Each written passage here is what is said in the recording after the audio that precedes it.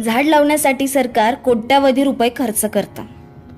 त्यातले जास्त पैसे प्रसिद्धीवर खर्च होतात, म्हणजे झाड लावा हे सांगण्यावर किंवा एखादं दुसरं झाड लावलं हे दाखवण्यावर. अशा वेळी आठवण होते वटसावित्री पौर्णिमेची.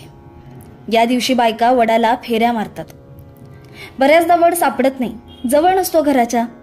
मग नवरेच वडाची फांदी तोडून आणतात. ती फांदी दारात, सोसायटीत तात्पुरती रोवली जाते.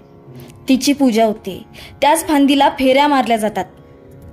आता बायकांनी परमनंट नवऱ्यासाठी अशा तात्पुरत्या फांद्या लावण्यात काय अर्थ आहे का? त्यापेक्षा नवऱ्याने झाड लावलं तरच फेऱ्या मारायचं असं ठरवायला पाहिजे. म्हणजे सरकारला झाडं लावा हे सांगण्याची गरज पडणार नाही. नवरे आपोआपच झाडं लावतील आणि जे नाही लावणार त्यांच्यासाठी फेऱ्या मारल्याच पाहिजेत का?